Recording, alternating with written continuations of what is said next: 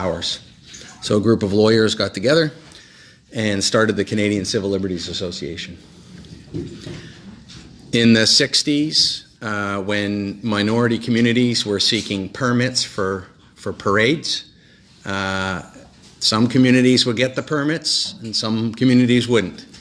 And our organization, the CCLA, would go to court and fight City Hall to make sure that there was no discrimination. In 1970, during the War Measures Act, there are many people who are afraid, and Trudeau brought in the War Measures Act, and our organization opposed the use of the War Measures Act. There weren't many, or any other than the CCLA, that did that. This is all before my time. I, of course, don't take credit for any of it. I'm just trying to give you some background.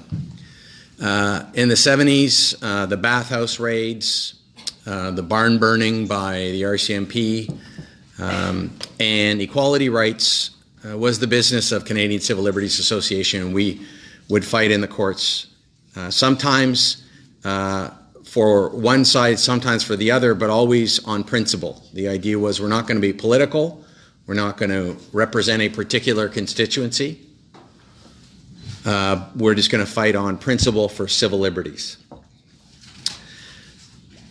In the 1980s, with the Charter of Rights and Freedoms, the Canadian Civil Liberties Association started appearing before the Supreme Court of Canada regularly. We were the first NGO to get intervener status on a regular basis. The court was resistant to it, and Alan Borovoy somehow got into the court, literally into the court, into the hallways of the judges, and started knocking on doors. I don't recommend that. I don't recommend that, but he did, and he fought his way to CCLA getting before the court. We've appeared before the Supreme Court of Canada more than any other party in the history of the country. So about 200 times we've been before the Supreme Court, and every time we're fighting for rights and freedoms. Lately, we're in the court fighting some provincial governments, fighting the federal government. Some governments are conservative, one is NDP, one is Liberal. It doesn't matter. We're fighting the current federal government on their solitary confinement laws. We're fighting the current provincial government on their sex education curriculum. And just let me tell you that story. So Becky is a woman with a daughter, and the daughter is 10 years old. She's going into grade 6. She's in grade 6 now. And in her public school, she's the only girl whose family is gay. Like they identify as queer, but they publicly identify in the classroom as gay. And so Becky always felt like a little bit of an outsider. But she was excited about grade 6 because in grade 6 they were going to teach about different types of families. Heterosexual families, bisexual families, 2 dads, 2 moms, the whole works. Because that new curriculum had been brought in 2015. And then late in the summer, just before school started, the new government changed the curriculum and turned the clock back to a different time. And it just was a different time. Everything changed fast on those issues, right? And now her family, it's not in the curriculum anymore. They just wrote them out. It's like they don't exist. So that's where our organization has a role to play. So we're fighting the current government, and we made the arguments before the divisional court, and we'll see what happens.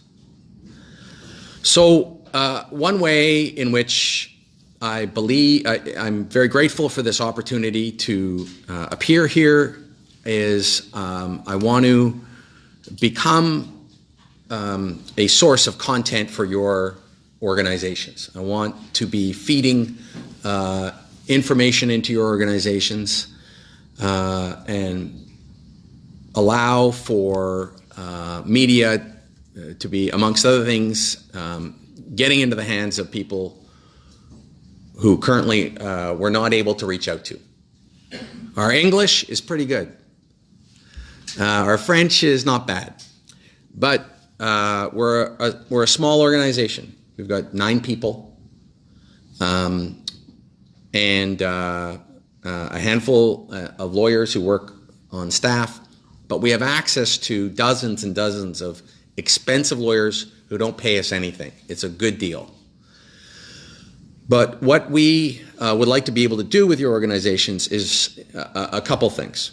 Firstly, that we make sure that we, every time we're sending something out, every blog, every social media submission, every time we go to Parliament to argue on a particular issue, we have your contact information and we're sending it out to you.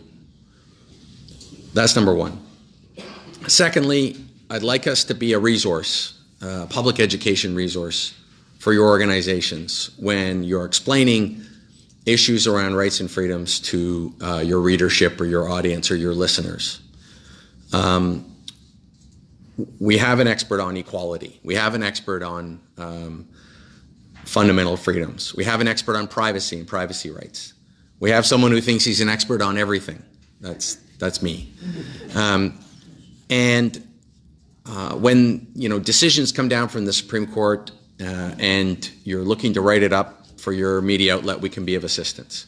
And then the last thing is we have to make an extra effort to reach out to your organizations because there are some decisions handed down by the courts that have particular meaning for your readership and your audiences.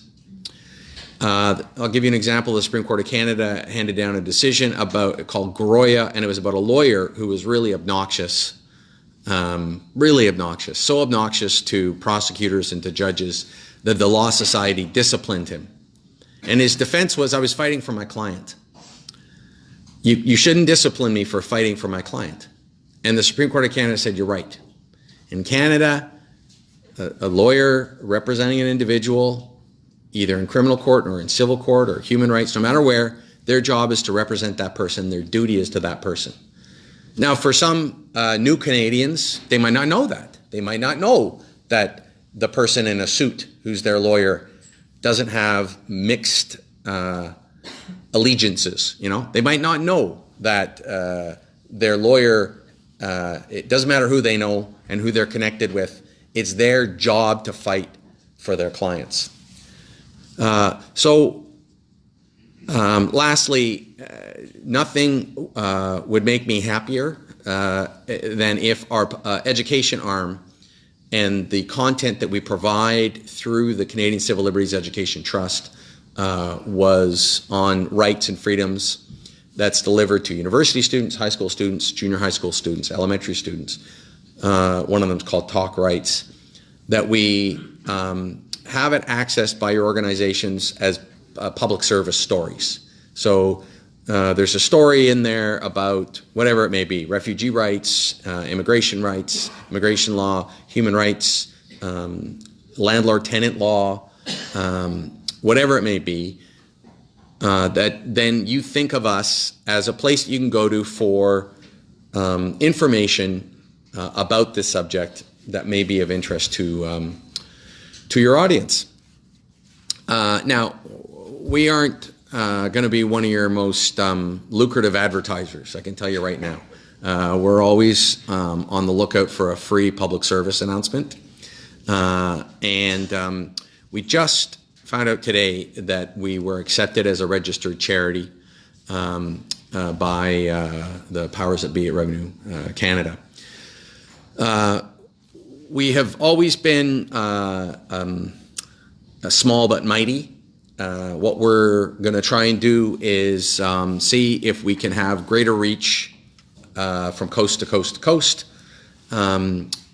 as we have been very focused on Quebec, Ontario, Central Canadian issues. A federal issue is a national issue, but geographically it tends to be federal and only a couple of provinces, so we're going to try and expand it, in which case we're entering into media that affects all of you and all your audiences across the country. So I think that we should be natural partners. I mean, in the sense that we have content to offer and expertise that we want to share, and you have organizations that are reaching out to Canadians who, in some cases, may not be aware of the rights and freedoms that they have, wonder how it's supposed to really work. You ask the government for their version. I'm not saying that it's not truthful, their version, but people might wonder, well, that's what the government says, but what's the story? Well, we can't help you on taxes.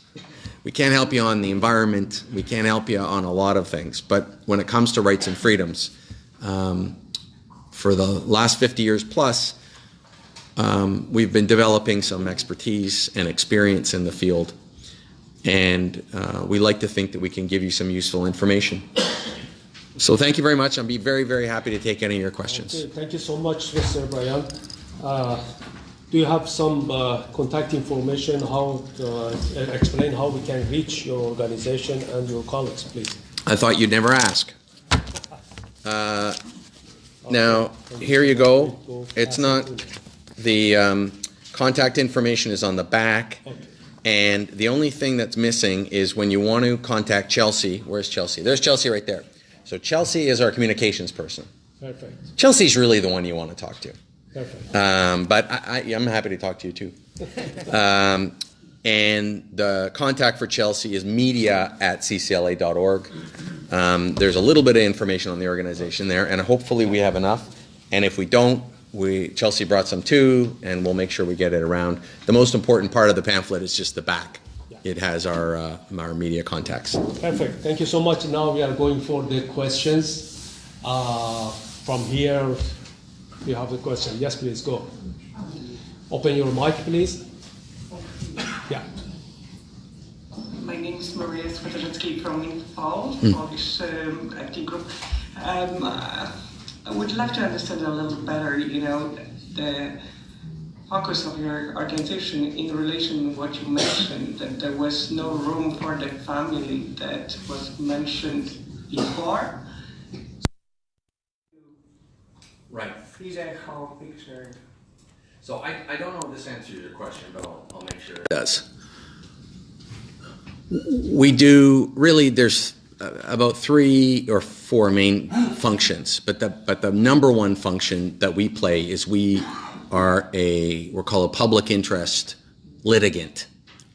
So we can get standing in front of the courts to fight on behalf of other people.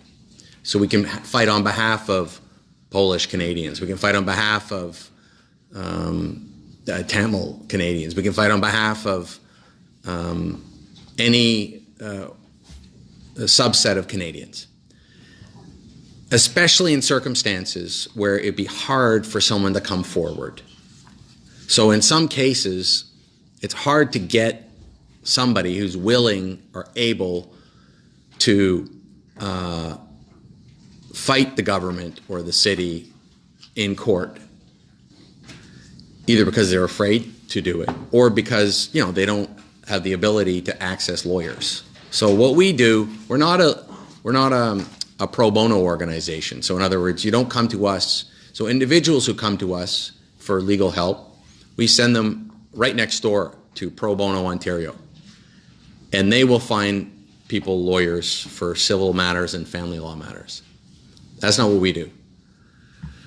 Someone's being charged criminally, we send them to legal aid. That's not what we do. But where there's discrimination, that's what we do. Where a community is being wronged by a government, where there's an abuse of power, that's what we do. So to use the example of the sex education curriculum, the provincial government changed the provincial the lessons. They changed the lessons. It was adversely impacting, it was hurting one particular group of Canadians, one particular group of families, and that's families on the basis of their sexual orientation, right?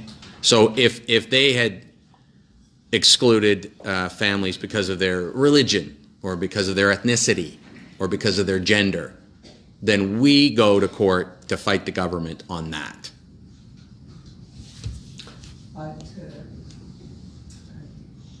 I understand that, but specifically to the education aspect and the age at which it is introduced. I mean, how do you see the liberties of the parents and children, I mean, you know, reconciled in, well, changing the law again? I mean, what would be the main drives for What was the argument? Yeah. They were being discriminated against on the basis of their sexual orientation.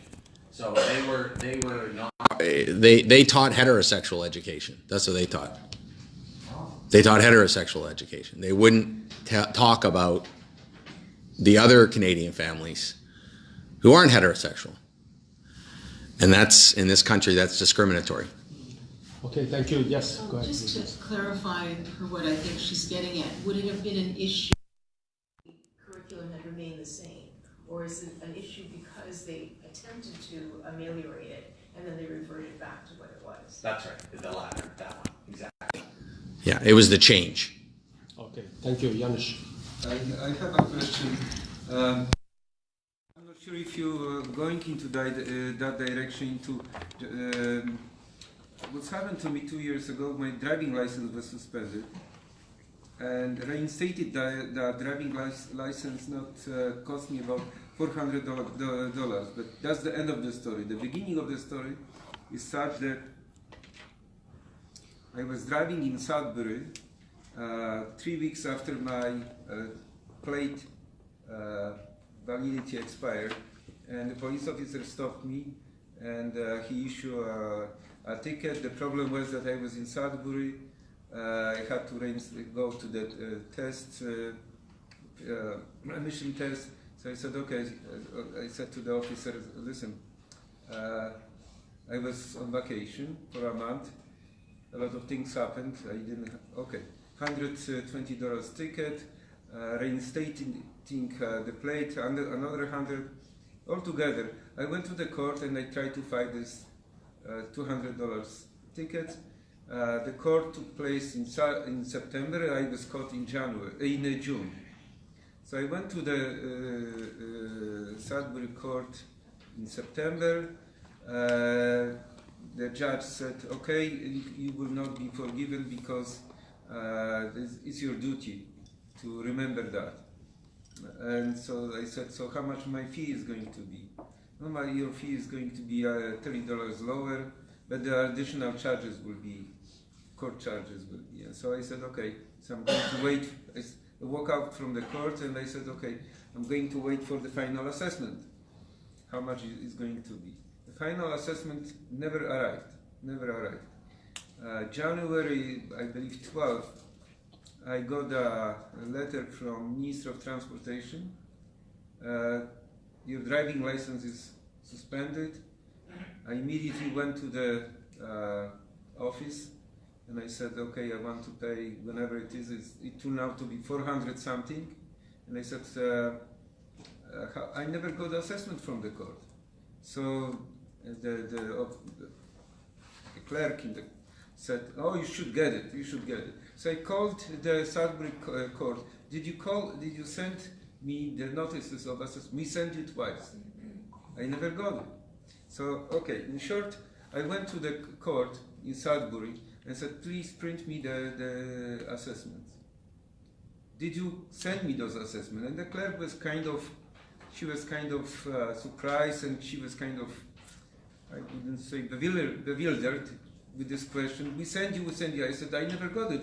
How come I got the letter from Minister of Transportation within a week after suspending my driving license and never got the letter from the courts? Nevertheless, I was looking on the internet. There was a lot of situations like that among Canadians. Did you got into this fighting in those situations like that when people, especially in rural areas, when they had driving license suspended without their knowledge? Okay, thank you. And the court did not act or did not notify them. What are we supposed to do in this case? I mean, we're our organization is can be focused on individuals sometimes, but most of what we do is we deal with patterns and policies that are discriminatory, so that treat people differently because of the color of their skin or the language they speak or their religion. The case that you're raising sounds like it's an individual case and we can't be helpful, but the differential treatment of people in rural areas versus urban, maybe. But we're involved in the criminal law and in transportation policies a lot, but we're mostly looking for patterns. The cases where we are intervening typically for an individual would be if, they're being deported from Canada under circumstances where we think where the federal government has a role to play, and they're either choosing to not play a role or choosing to play a role.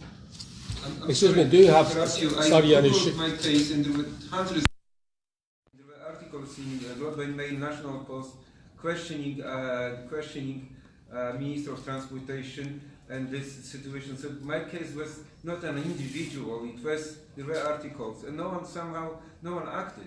Thank you. So I'll Google it too tomorrow, and we'll look into it. We'll look into whether or not there's a pattern and there's a role for us to play. You're going to find Janusz, please. Thank you. Globe and Mail, through National Post. There is another question, please. Yes, go ahead. The Canadian Civil Liberties Education Trust Yeah. mentions that you're taking this classrooms. Can you elaborate on that? Sure. We have a teacher, two teachers, and we'll go into any classroom, public, Catholic, private, any classroom. And what we talk about is we're trying to teach the kids critical thinking, how to be skeptical, basically, and how to make arguments in a respectful way, what issues to look at and what language to use. Secondly, we're trying to give them knowledge about their rights in Canada.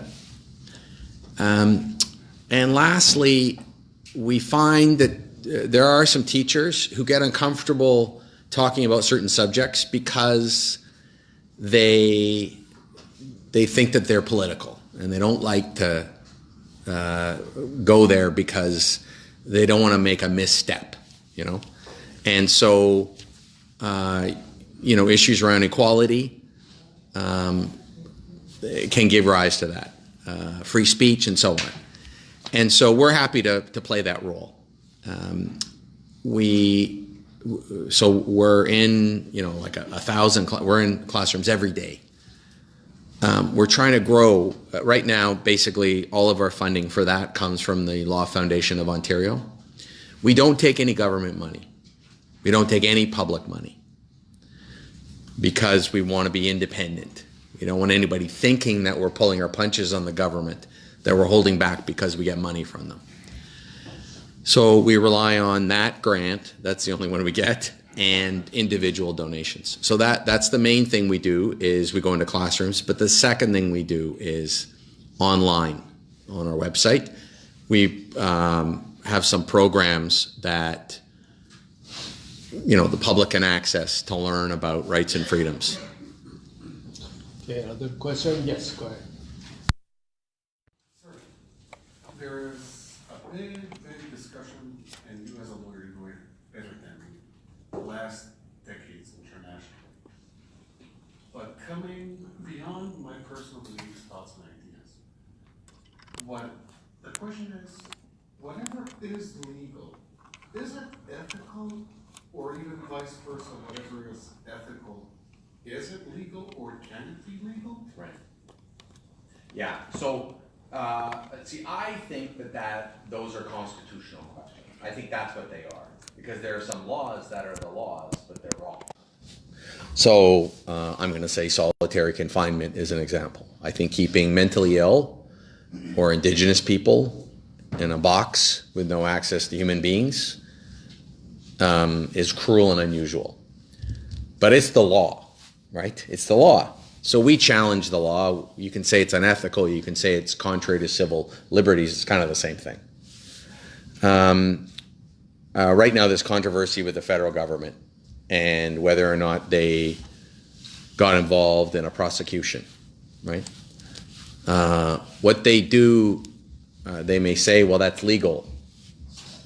When someone else might say, well, it doesn't seem right. It's not ethical. And if we feel that it's unconstitutional, then we'll fight that fight. And where we can play, sometimes we're one of many voices, right? So when Al Borovoy started this in the 1964, there wasn't anybody else. They were the only game in town fighting for rights and freedoms, really. And then, I mean, that's not quite true. It was the only organization that fought for all rights and freedoms. So you would have, say, Canadian Jewish Congress or Canadian Italian Congress, and they would be fighting for the rights and freedoms of their constituency. But you didn't have an organization fighting for all the groups. So today you've got lots of voices, and where we are, I think, most useful is where we're the last one standing, where we're going upstream and taking a sometimes very unpopular position, like we are in Quebec right now. In Quebec, we fought the provincial government on the niqab ban, right, the face covering. When we did that, a lot of people got angry with our organization. They felt like the government should be bringing in the ban that they brought in. We don't agree. So we fought it then. We're going to fight it again when the new government comes in. And part of our offering is, we have a YouTube video where it's more educational. We just talk about freedom to dress the way you want to dress. And that if you want to dress a certain way because it's an expression of your religion, you should be able to do that. I hope that answers your question. Thank you. Another question? Yes. Please open your mic.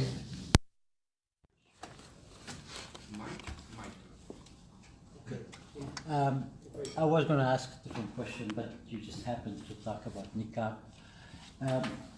We have a center, Scarborough, that we have a small mosque inside the center, and every Friday there will be between 200 and 400 people dressed in different than normal clothing, which led somehow to the neighborhood, because they park their cars somewhere on there, lobbying their councillor, and all of a sudden this became an issue. It was an issue before, it became an issue, and they changed the zoning, or said they changed the zoning, and we find ourselves now nowhere because we can't fight back.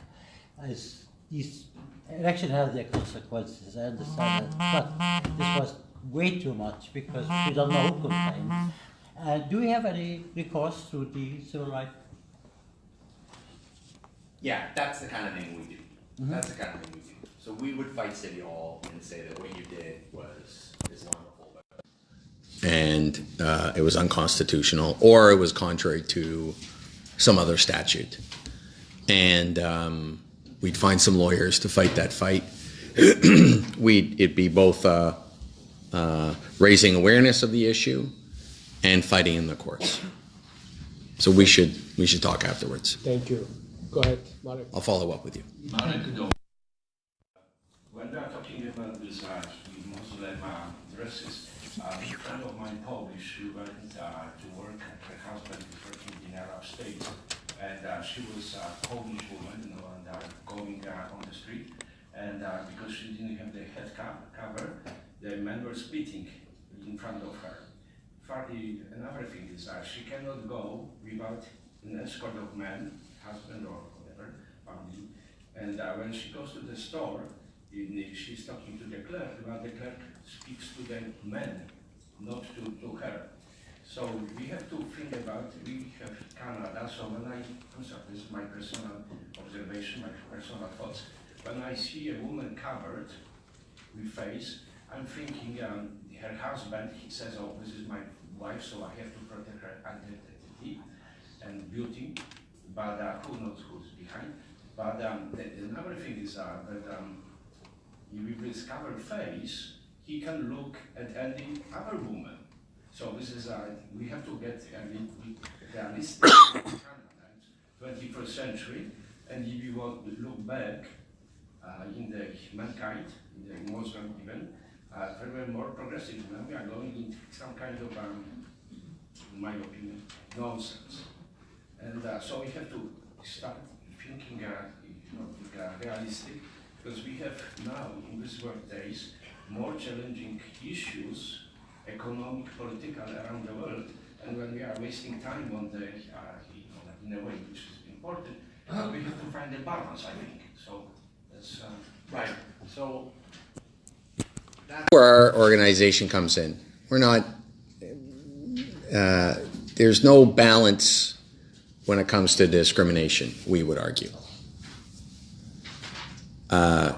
Sometimes, like I said, our positions are unpopular. Like our position on the niqab ban is opposing it, is unpopular in Quebec. It is.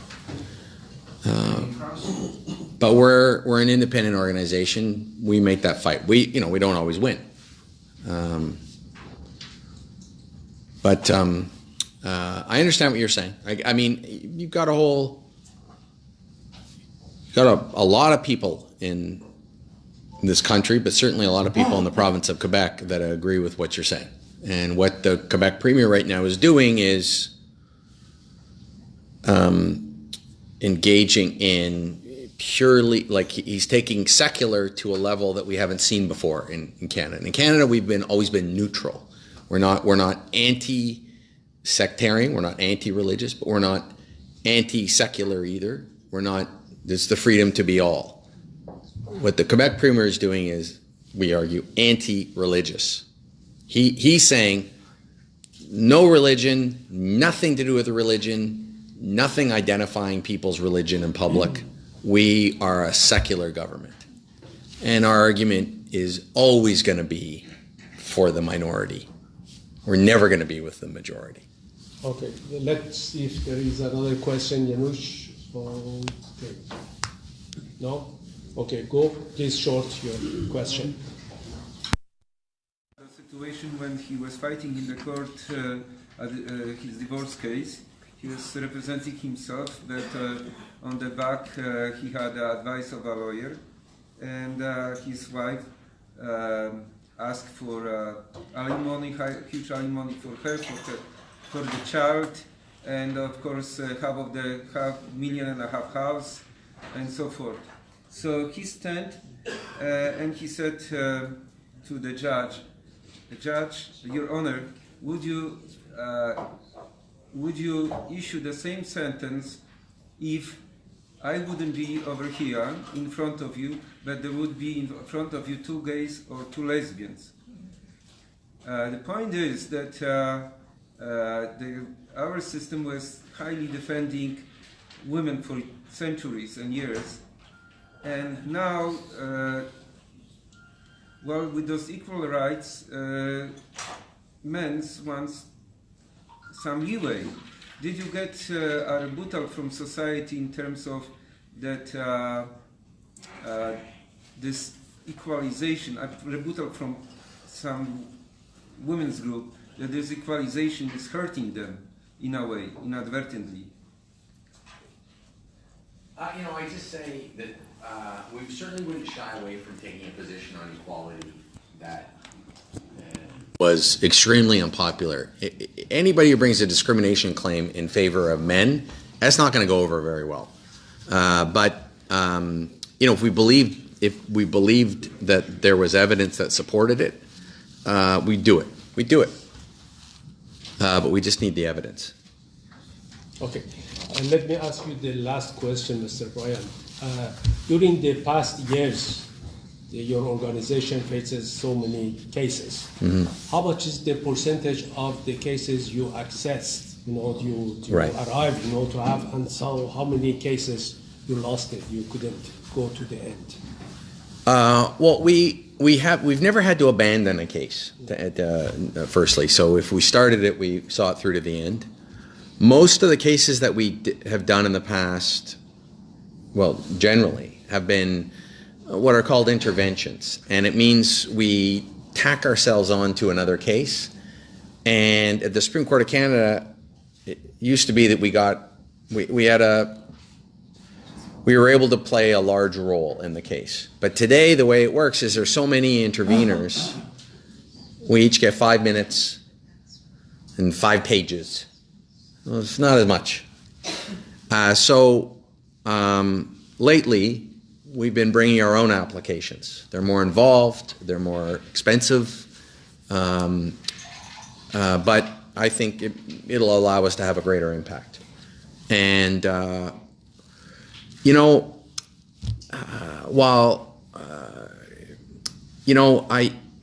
it's funny what's happened. So I used to be when I was in politics, I'd be very passionate about winning. I wanted to win it, win an election or win an issue. And now, I feel that if we put our best case forward, we get the evidence in front of the court, we do it the best we can, we take it up through the courts, then we've done our job. And most challenging cases you have? The most challenging cases are the free speech cases so far. Because if you believe in free speech, then you are opposed to criminalizing hate speech. So we were the only, for sure the only intervener who was supporting the argument that hate crimes were unconstitutional, and because we felt like we needed to be there to fight for free speech. Those are the most challenging ones for us as an organization, because that's where you're fighting for someone that you really don't like. I guess that's my best answer. Yeah. Thank you so much. No, thank you. Thank you so much. Thank you very much. Very, very informative for us, especially for me, it was great. For time? No, pardon me? If nobody asking questions, I do have another question. No, I asked you, if you have the question, you said no. I asked the last question. I do, a second. Do you have the short question? Please go. Election have the consequences.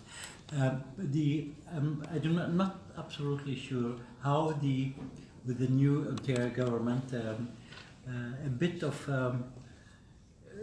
change I heard about, but I did not see that police can now pull you over for no reason at all. Right. Yeah, that's right. So we will fight that.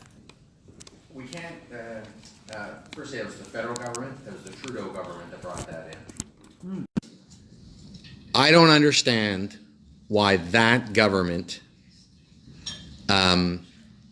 is been not a friend of civil liberties, but they haven't been, right?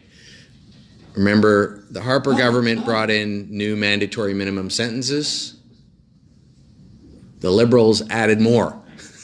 Trudeau government added more. Solitary confinement, they're fighting us. More often than not, Canadian border security, we say there should be oversight, they're fighting us.